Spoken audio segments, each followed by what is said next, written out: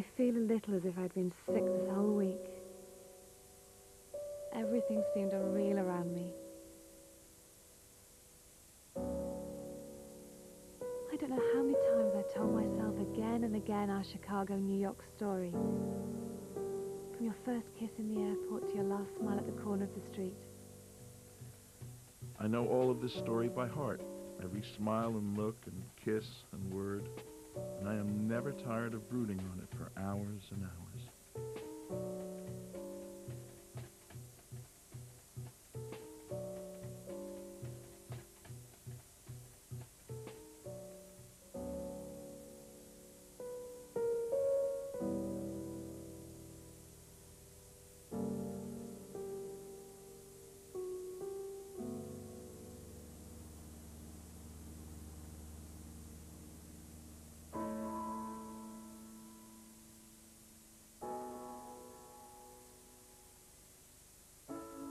I feel so good since your last letter. I feel young and happy. I long for you so greedily. I can do without any man if I have to, but when I come to think of you, I cannot do without you. There is a fine moon in the sky, not so big as our Mississippi honeymoon, but silvery, glittering above glittering roof of Notre Dame. But now the window's closed, the fire purring. I drank grapefruit juice with gin, and I lie in bed, writing to you. It's nearly as nice as Wabansia Nest with you instead of my little fire.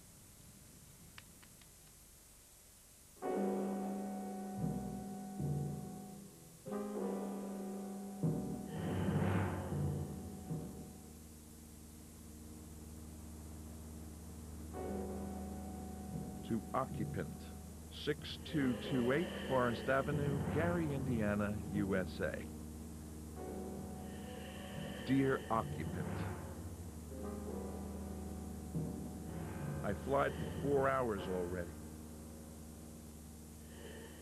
Wonderful lunch with foie gras and champagne, but I could not help crying the whole time.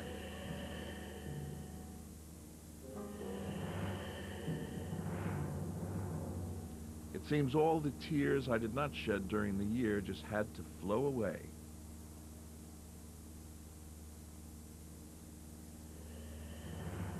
I feel as ugly as a woman of 80 and as foolish as a 20-year-old.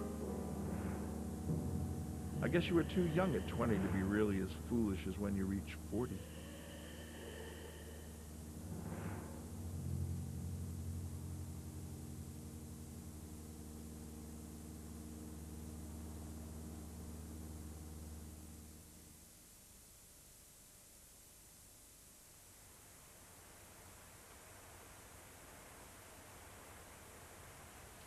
It seems a sweet idea coming to Paris this summer. Does Amanda agree?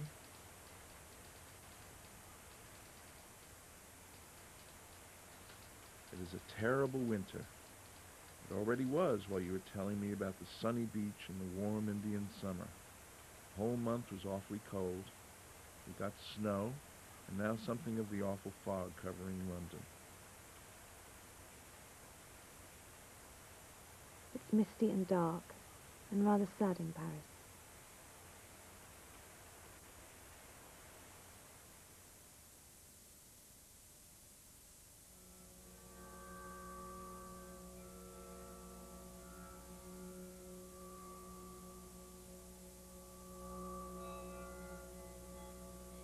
Nobody understood that when the man and woman leave each other forever, they're still in love.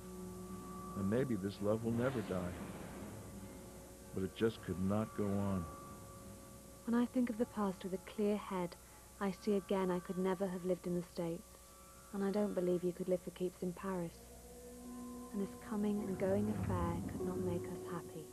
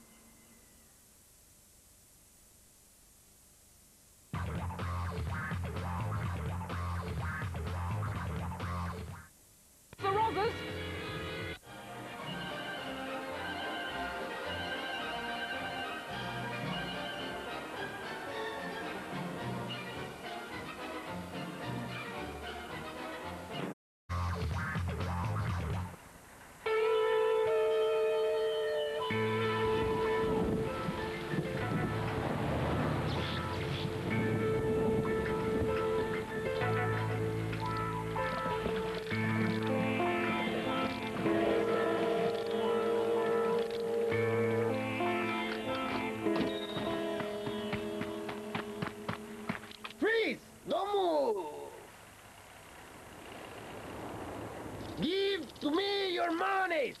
Give to me... No, give me... I would like... Give... I have a price. Just a minute, please. Give to me, please, the money. Money! Hello, excuse me. Hello, can you hear what I'm saying to you? I'm talking.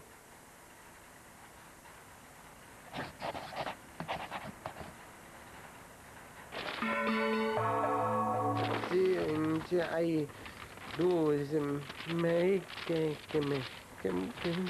cannot read.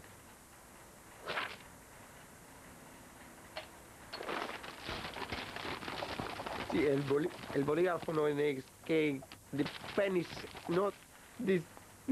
I cannot write.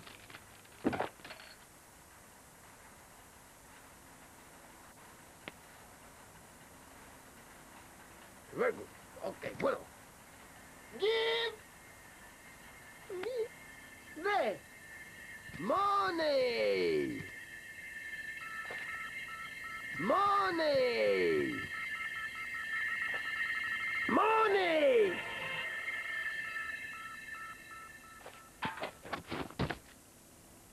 Nice doing business with you. Que me muero. Qué cabrón. What?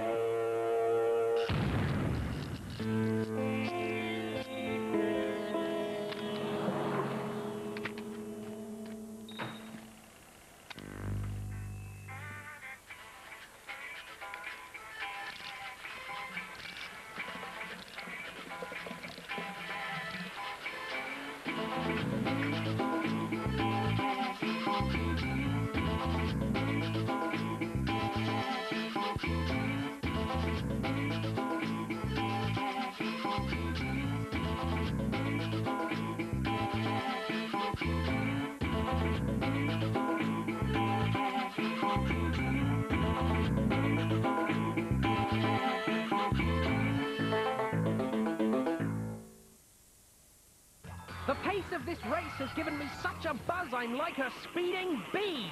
But it's all over. The police are terminating the event. There will be no winner, and that is a bloody shame. Join me next week for Sci-Fi Night with the race from space.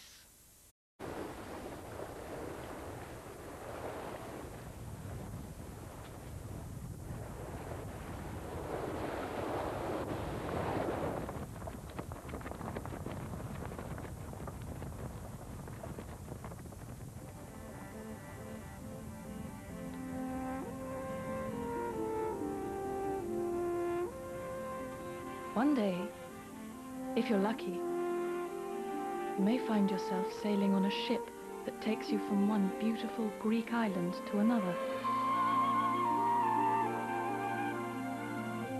On a clear night, if you look up at the sky, you will see the stars a million miles away, twinkling in the darkness.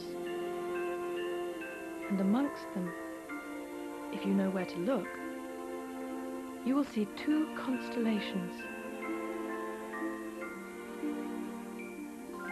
7 stars in the shape of a dolphin, and 8 in the shape of a lyre.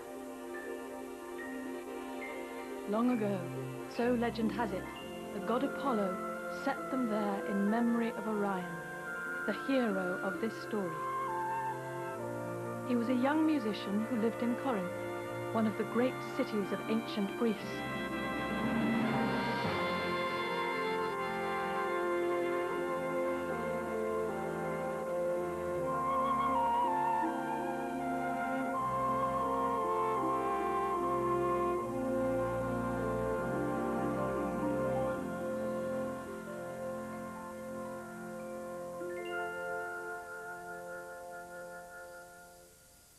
One night, Orion sat talking with his lord and master, Periander, ruler of Corinth. A music competition in Sicily. I won't have it. If I win, my songs will spread your fame across the world. In Sicily, my lord, all men will know your greatness, for my songs will tell them so. you lose, you die. I'll win, sire. But then they'll give you gold. How can I be sure of your return? I will return. I promise. One last song, then, before you go. My lord.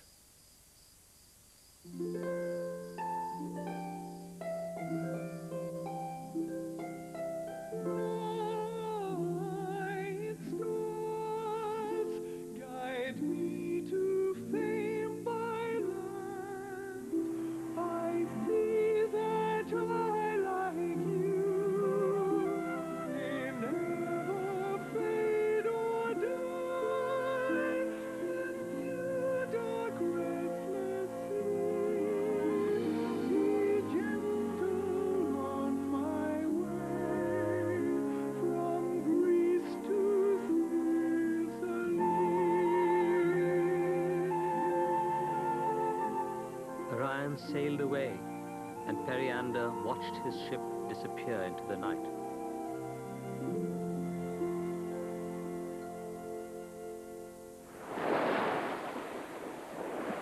The captain was glad to have Orion for company. Orion talked of his life at the court of Corinth, and the captain talked of his wife and daughters waiting at home. Sometimes it was years before he returned from his voyages. As they talked, the sailors rowed steadily, their oars dipping in and out of the water. And fish of all kinds swam alongside the ship on its way from Greece to Sicily.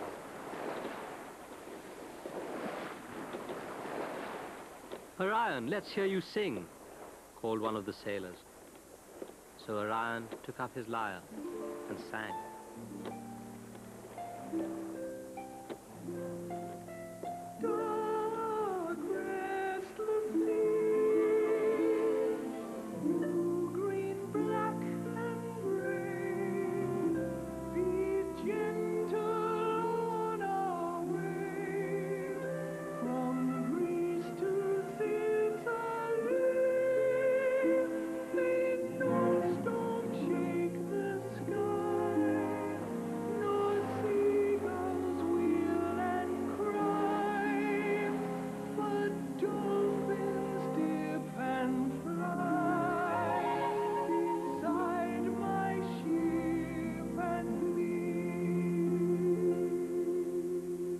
Well, thought the captain, with a voice like that, I'm not surprised Periander didn't want to let him go. He pointed ahead, and Orion saw the coast of Sicily coming closer every minute. "I've enjoyed having you aboard," said the captain. "Here's my parting gift. Orion, keep this shell. It is a gift from me, so guard it well. It will make music in your ear whenever you choose to hear the ocean's surge, its rustling harmony. Orion, keep this shell. Be well, be well."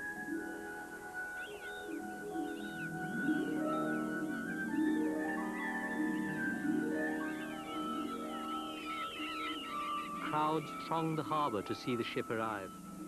"Who've you got on board?" someone shouted. "The winner of your competition," boasted the captain. "Orion will teach you Sicilians how to sing." "Orion, my friend, I must leave you now, but I will return to take you home in triumph to Corinth.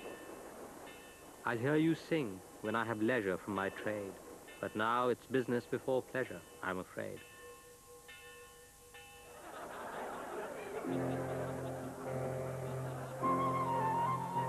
Orion was invited to a banquet with the Sicilians. He thought there would be plenty of time to practice before the competition.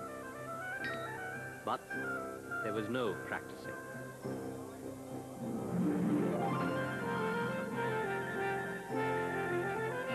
He ate and drank with his companions till morning.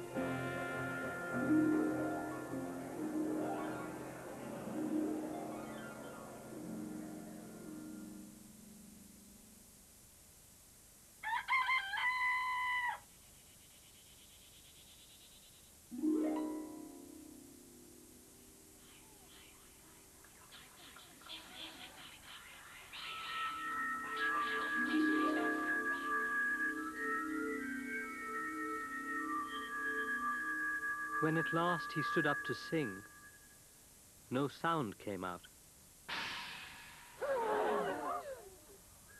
2 false starts is all you get, said the master of ceremonies. Orion opened his mouth again, but still no sound came out. Despairing, he remembered the captain's gift.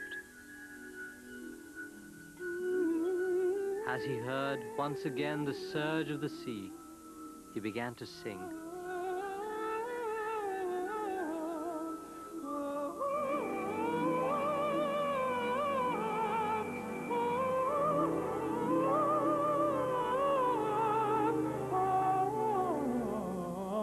And as his song grew wilder and faster, the Sicilians shouted, "More, more! Orion is the winner!"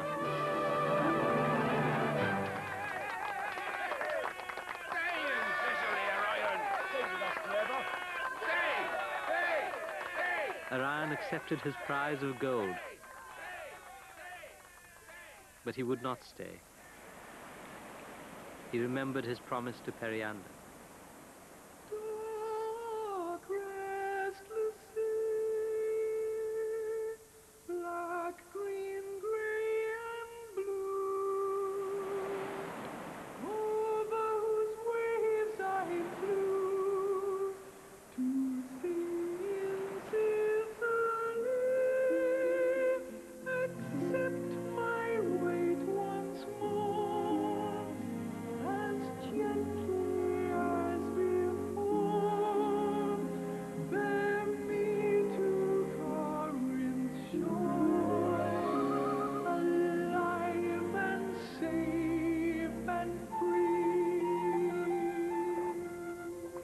One night, as Orion lay sleeping, the sailors began to grumble among themselves.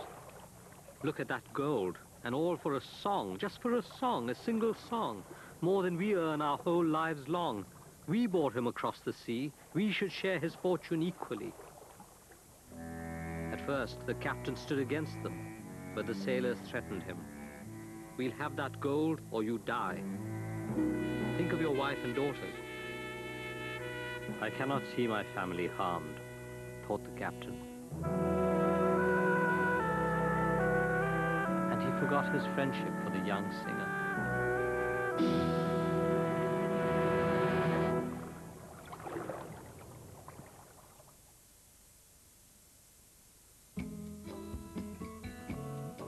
They're great. You can take them anywhere. They're new. They make them feel so grown up. I trust them. I always trust them. And they melt in the mouth without water. New Calpol Fast Melts melt rapidly on the tongue for fast, effective relief of pain and fear.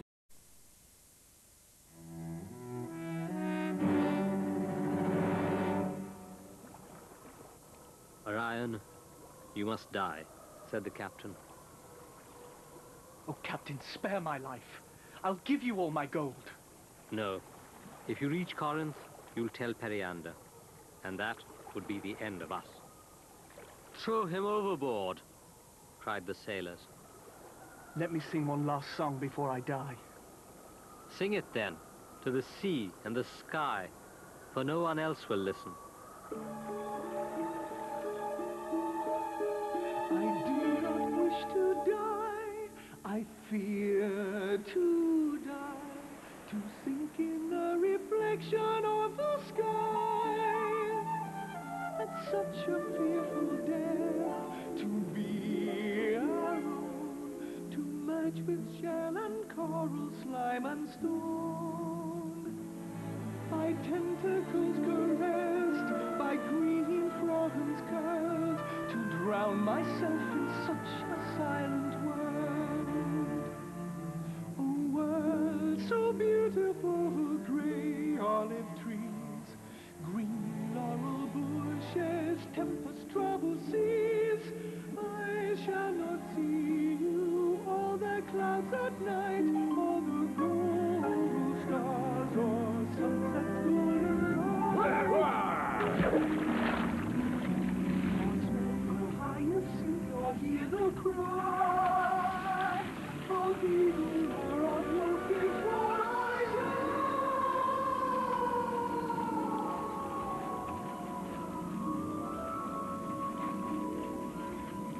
Orion was drowning.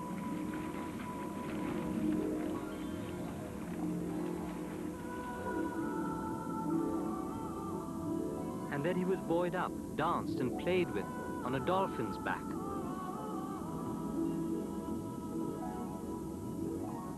I'm not dead, after all. We heard you sing and took you away. What is your name, musician? Orion. Orion. Orion. We'll take you back to Corinth, Orion. But first, it's time for supper. Burbot. A plate of plaice. A ling, a lobster, and a loach. A roosterfish, a ray, a roach. A char. A grunt. A gar. 3 bilges and a pound of par. Sing with us, Orion, Orion, Orion. So Orion and the dolphin sang together, their voices and their bodies intertwined.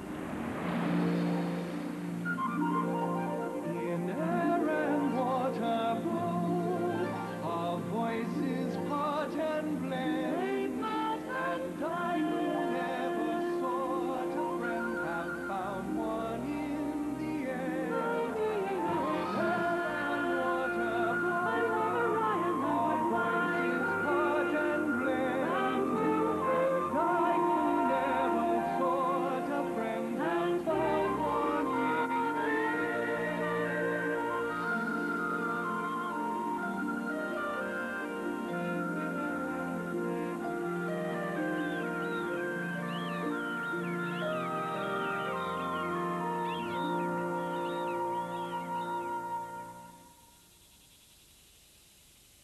The days passed, and together they swam into the Gulf of Corinth.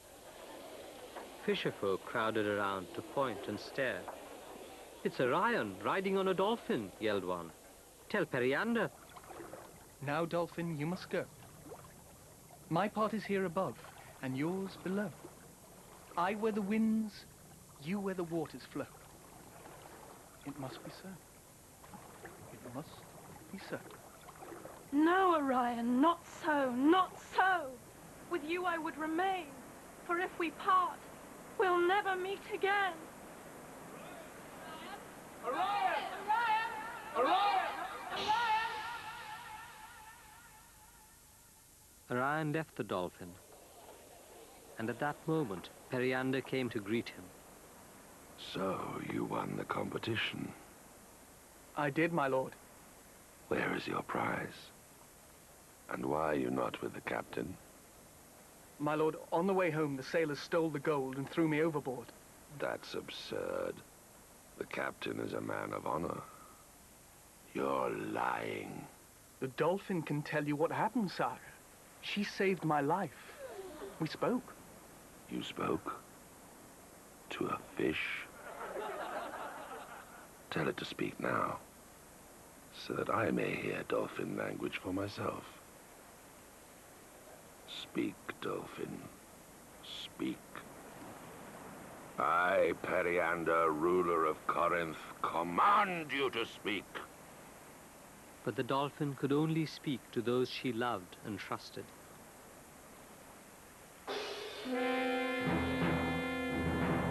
Arrest Orion. He's lying.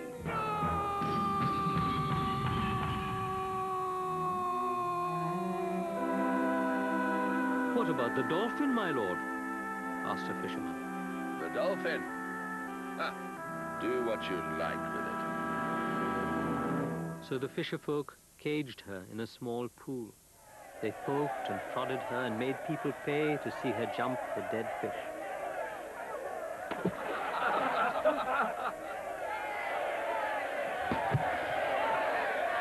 Roll up, roll up, roll up and see the dolphin play. Free for the under fives, half price on Saturday.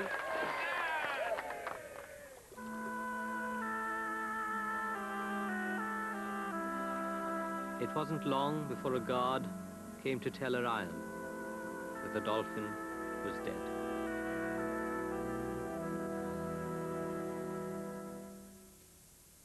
She wasted away from day to day.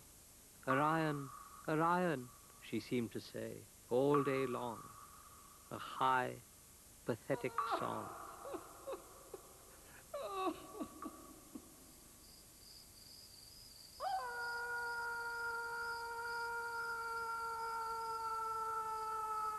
Orion's cry of grief reached Periander and moved his heart to pity.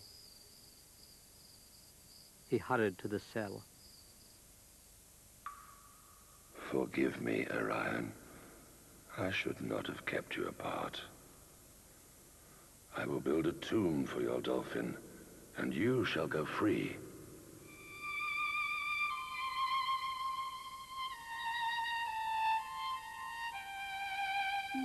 The tomb was built, but Orion was not comforted. All that day and all that night he grieved for the dolphin. Alone am I and sad that you are dead, not I, that you were kind to me, and that led you to die. When all is done and said, when all is said and done, you were my friend, the only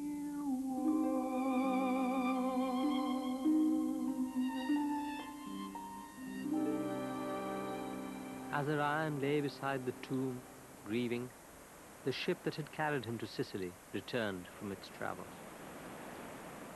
The captain and his men came up from the shore, and Periander went to greet them. Welcome home, Captain. A happy voyage, I hope. And where is Orion? He won the contest and the gold, said the captain, but he chose to leave our ship and return to his birthplace. Why do you look down, Captain? Is what you say true? Swear to me that you do not lie. The captain hesitated, and as he did so, Orion stepped forward. Orion, the gods be praised, you're safe, said the captain. Orion turned from him, and Periander cried, Take the lying wretch away! I've heard enough! Put him and all his ruffians to the sword! But Orion remembered how the dolphin had saved his life. No, let them go. Postpone their sentence for a day, an hour, my lord, and hear me play. Perhaps my words will draw your bitterness away. Play then, Orion. Play your lyre and sing. I who have caused you grief am listening. Then Orion sang as he had never sung before, because he was singing to his dead friend. I hear your voice sing out my name by night, by dawn, by evening light. Oh, dolphin, 'twas from your marine caress that I learned gentleness. Warm earth, teach us to nourish, not destroy, the souls that bring us joy, that bring us joy. Bright stars engrave my dolphin and my love. The night sky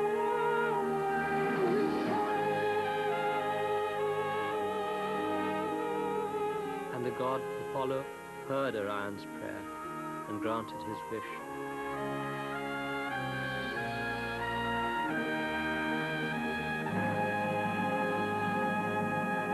And there they shine forever, the dolphin and the lyre, as a reminder of the love and trust that should never be broken between man and beast.